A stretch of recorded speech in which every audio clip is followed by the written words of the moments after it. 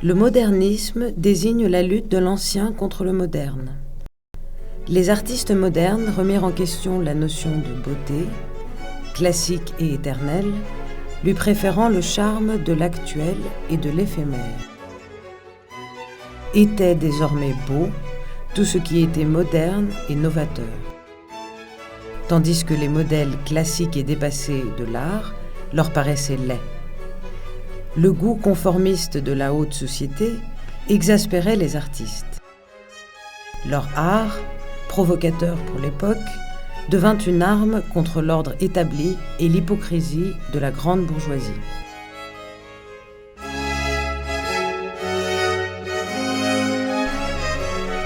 C'est le poète et intellectuel français Charles Baudelaire qui, au milieu du XIXe siècle, employa pour la première fois le terme « modernité » pour décrire les bouleversements qui survenaient alors dans l'art.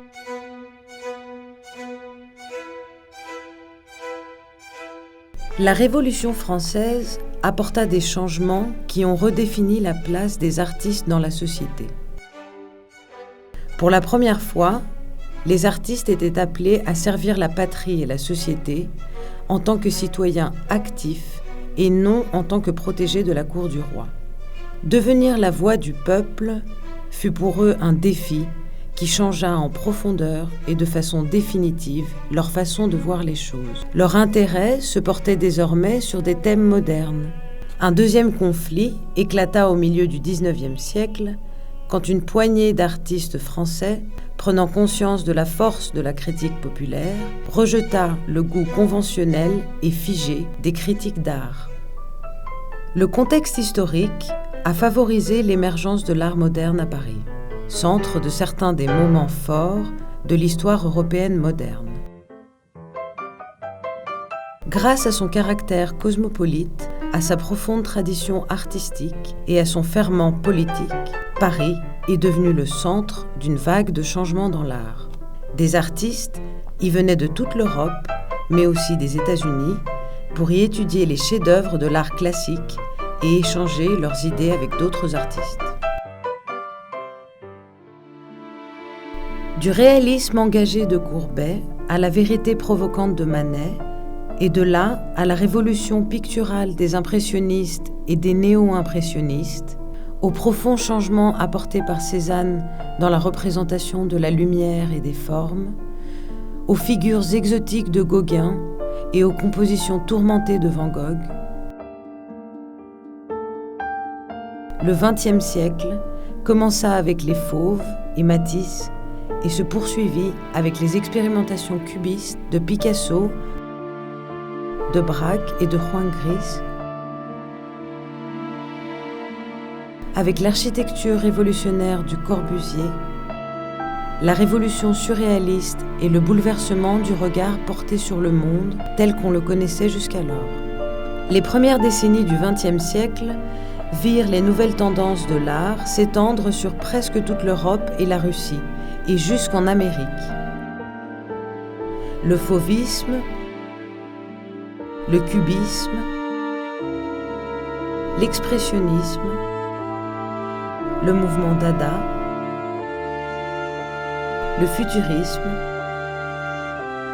le surréalisme, le constructivisme virent le jour dans un contexte historique et social particulier. La Première Guerre mondiale n'a pas terni le rayonnement de Paris. Au contraire, les artistes devinrent plus engagés, décidés à revendiquer leur utopie. Ils réclamaient l'imagination au pouvoir, bien avant que mai 68 n'en fasse son slogan.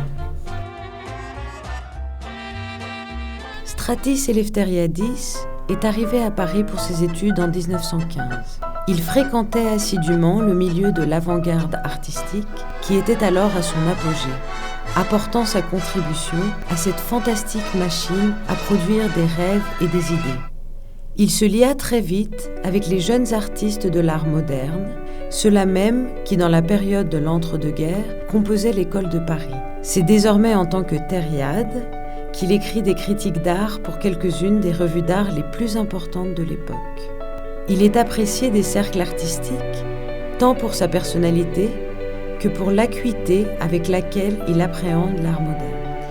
Il comprend l'esprit de révolte qui anime les artistes et sa dimension sociale, tout en défendant avec passion les valeurs pures de l'esthétique, car pour lui, l'art est aussi un plaisir. Anecdote significative, son chaleureux soutien à Matisse face aux attaques des surréalistes, et plus particulièrement d'André Breton, figure emblématique du mouvement, qui le qualifiait de vieux lion et maintenait que son art était à tout jamais perdu. Avec la sortie du premier numéro de Verve en 1937, Thériade décide de ne plus écrire de critiques sur l'art. Lui-même déclare qu'on ne peut pas publier une revue d'art et y écrire en même temps des articles. Puis, tout au long des 40 années qui suivent, il érige au moyen de sa maison d'édition un atelier imaginaire, un refuge où chaque lecteur peut s'isoler et vivre l'expérience et le bonheur de l'art. Thériade a offert au public le privilège qui était jusque-là le propre des artistes, la sérénité de l'atelier. Ses ouvrages sont autant de musées imaginaires intimes, où chacun peut jouir des œuvres d'art les plus belles du monde et de quelques-uns des plus beaux textes qui aient jamais été écrits sur l'art. Sans jamais remettre en cause l'art moderne et ses revendications, il a collaboré avec presque tous les grands artistes de sa génération, rappelant que l'art n'est fait ni pour tout le monde, ni pour quelques-uns. Il est fait pour chacun séparément.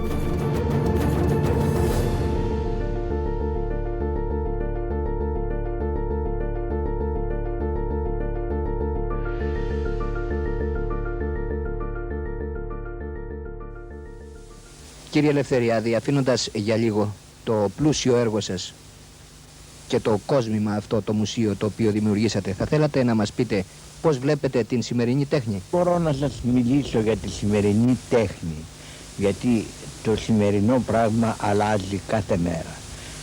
Αλλά εκείνο το οποίο μπορώ να σας πω δύο λόγια είναι αυτή η τέχνη η οποία επεκράτησε στο Παρίσι, στη Γαλλία, και συνένωσε όλους τους καλλιτέχνες όλου του κόσμου. Ήτανε μεγάλη τέχνη και αυτήν προσπάθησα να εκφράσω και να παρουσιάσω στα βιβλία που έκανα.